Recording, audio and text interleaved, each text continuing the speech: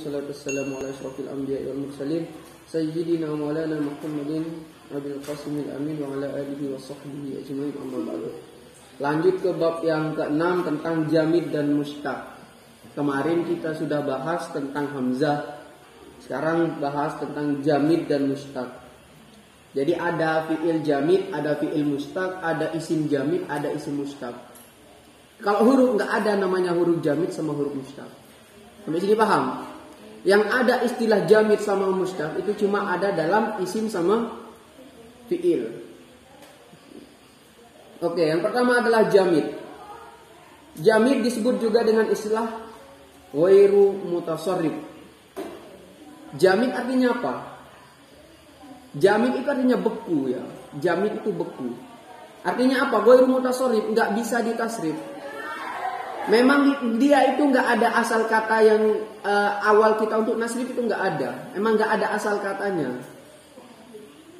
Adalah suatu kalimat yang tidak bisa ditasrif. Contohnya seperti hajarun atau baitun. Baitun artinya apa? Rumah. Baitun itu bukan pas diambil dari kata bata yabitu baitan, bukan. Memang baitun. Nah itu jamid, nggak ada pengambilan katanya. Diambil dari kalimat apa itu nggak ada. Contohnya juga hajarun. Hajarun artinya batu. Nggak ada fi'il hajaro yang juru hajaron, nggak ada. Nggak ada artinya kan hajaro membatu, nggak ada kan ya. Membatu siapa Zaid, nggak ada. Yang ada cuma hajarun, memang batu. Ini yang disebut dengan jamid atau ghairu mutasarrif, nggak bisa ditasrif. Kalimat ini selamanya tidak bisa ditasrif dan juga tidak mempunyai masdar atau tidak mempunyai fi'il madi. Fi'il madinya nggak ada, masdarnya pun nggak ada. Artinya nggak ada asal kalimatnya, nggak ada.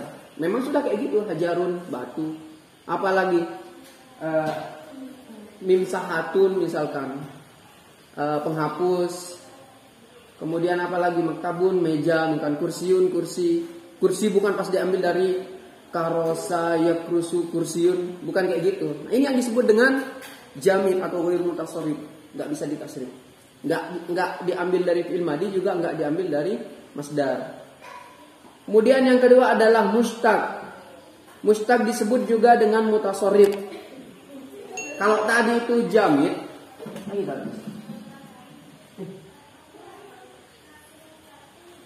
jadi ada fi'il jamid.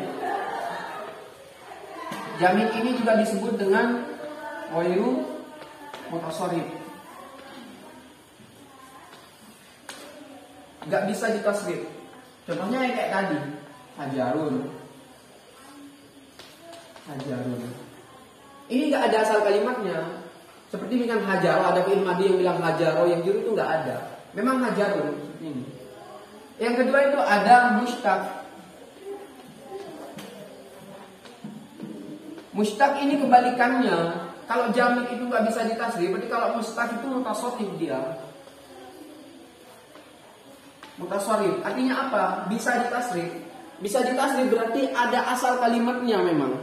Contohnya seperti apa? Seperti isim fa'il misalkan. Coba kita buat doribun.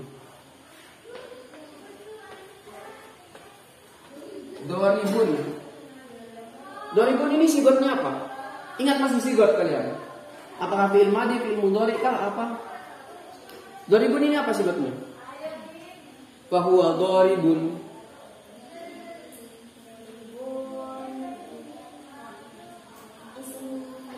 Isim fa'il.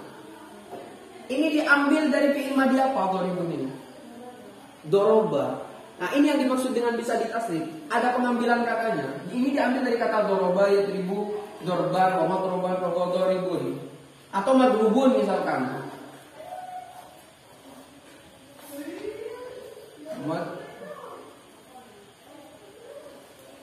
Madrubun. Ini kan isim maf'ul. Diambil dari kata apa? Dari doroba juga. Midrobun misalkan. Midrobun ini apa? Isim alat. Ini diambil dari kata apa? Doroba juga.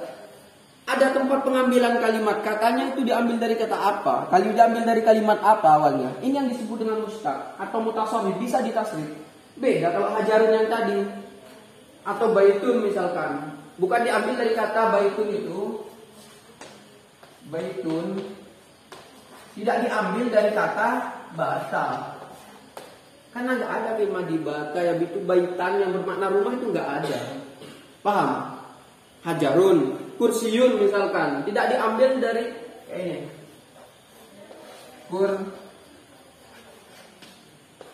Kursiyun. Kemudian kita mau mengatakan diambil dari kata kaosa misalkan. Kaosa yang kursiyun. Nggak ada.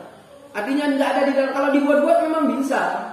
Tapi kalau di dalam bahasa Arab nggak ada yang kayak gitu. Nggak ada orang bilang kaosa yang kursiyun, nggak ada. Yang ada langsung aja kursiyun, artinya kursi. Nah ini yang disebut dengan jamid.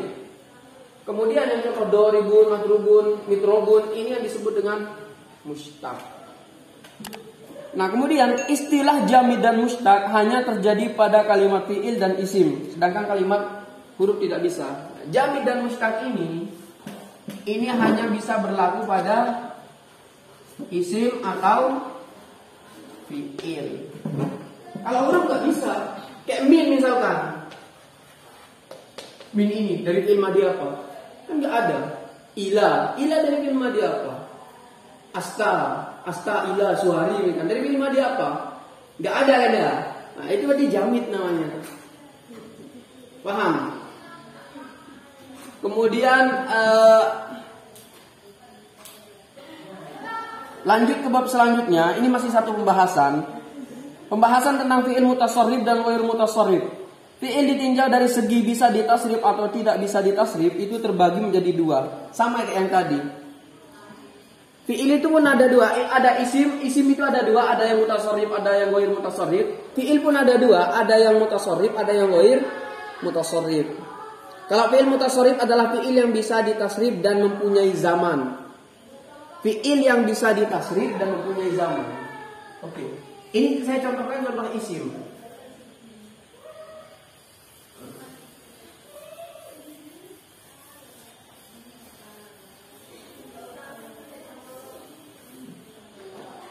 Fi'il. Fi'il itu ada dua.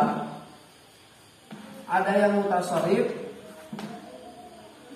ada yang ghairu mutasarrif. Kalau mutasarrif yang kayak tadi itu bisa ditasrif dan ada waktunya, ada zamannya. Seperti apa? Ya seperti tadi itu. Akala misalkan.